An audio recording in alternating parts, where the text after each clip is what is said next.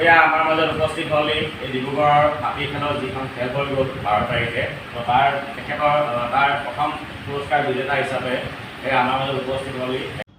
নমস্কাৰ জনাইছোঁ সকলোকে আৰু গীতাঞ্জলি নতুন এটা ব্লগছ আপোনাক সকলোকে স্বাগতম জনাইছোঁ। আৰু আজি হৈছে 12 মে'। সকলে মোৰ ভিডিঅ' আগতে চাইছে, তেওঁলোকে আজিৰ পৰা প্ৰায় 2-3 মাহৰ আগতে মই এটা ভিডিঅ' আপলোড কৰিছিলোঁ, য'ত নেকি আমাৰ ডিব্ৰুগড়ৰ আমলাপতি থকা মায়ামৰা বৈষ্ণৱ নামঘৰৰ সৌজন্যত এখন উপহাৰ কুপনৰ খেল পতা হৈছিলে। আৰু সেই উপহাৰ কুপনৰ খেলখন গোটেই অসমৰ ভিতৰত কেৱল ডিব্ৰুগড়ত প্ৰথমবাৰৰ বাবে মাটিৰ খেল পতা হৈছিলে। আৰু সেই খেলখনৰ টিকেট যোৱা 2-3 মাহৰ পৰা বিক্ৰী কৰি থকা হৈছিলে। আৰু আজি খেলখনৰ ফলাফল ঘোষণা কৰা হ'ব।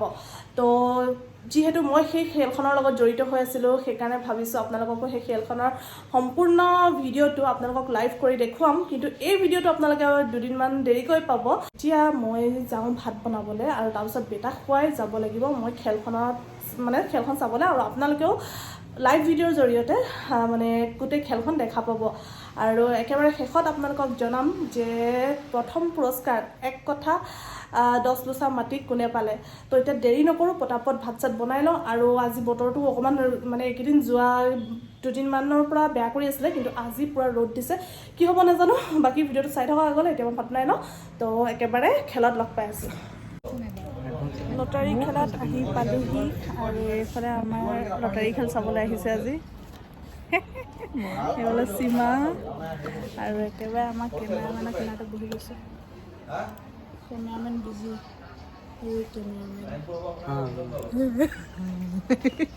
আৰু এইফালে পূৰা লাইভ কৰিবলৈ ছেটিং বহাই থৈছে, ইয়াতে খেল হ'ব। আমাৰ চিনেমা এইফালে ষ্টাৰ্ট হোৱাই নাই, সেইকাৰণে আমি খাই আছোঁ চানা। তুমি ইমান জুতি আছা যে কেলে খাইছ? খা তুমি কেলে জুতিছ? খানা খাবা।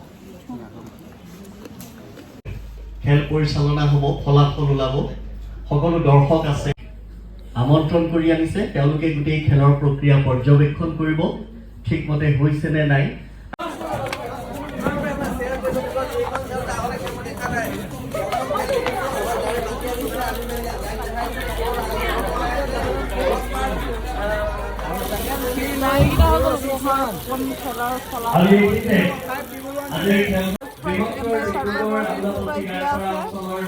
আৰু বহি খেলৰ ফলাফলখিনি ইয়াত আছে।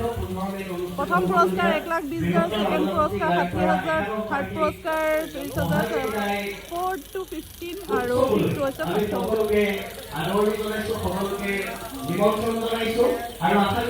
তো খেল শেষ হৈ গ'ল, মাটিৰ প্ৰাইজো ওলাই গ'ল। আমাৰ ভাগ্যত একোডাল নুফুটিলে।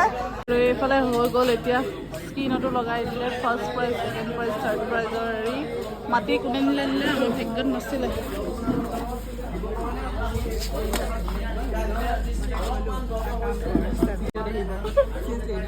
আৰু এইফালে আমাৰ ভাইলাই কৰি আছিলে লাইভ। আৰু খেলখনৰ যিখিনি মাটি যিখিনি প্ৰাইজ পাইছে, প্ৰাইজখিনি 15 দিনৰ ভিতৰত ল'বলৈ আহিব।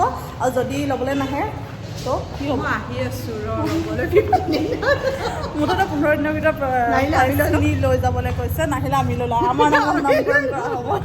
আৰু এতিয়া আমি মোৰ বজাৰ ফালৰ পৰা আহোঁগৈ এখন চিন্তা। মোৰ কাৰণে চামুচ আনিছা?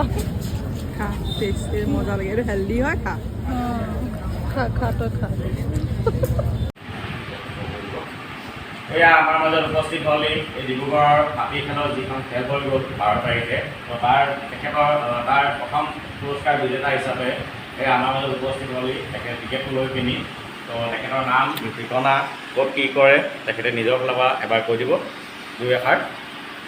মোৰ নাম মই ডিব্ৰুগড় মহামায়াৰ অৰিজিনেল হ'ল মাধুলী হয়। আপুনি ইয়াতে দেখা। বাকী খেলখন 12 তাৰিখৰ দিনাখন আপুনি উপস্থিত আছিলে নে? তাত আছিলে ন? বাকী খেলখন কেনেকুৱা পালে? ঠিকে আছে, কোনো খেলি মেলি নাই? ঠিক আছে। তো আজি আমি তেখেতক পালোঁ বাৰু। তো তেখেতক আমি 2 দিনৰ ভিতৰত আমি চেইনলিষ্টখন বনাব দিছোঁ কোৰ্টত, আজি দিম। তেখেতে আধাৰ কাৰ্ড, নিজৰ ID কাৰ্ড এইবিলাক লৈ আহিছে। তো আজি দি দিয়া হ'ব, 1-2 দিনৰ ভিতৰত তেখেতৰ নাম আমি চেইনলিষ্টটো কৰি আকৌ এদিন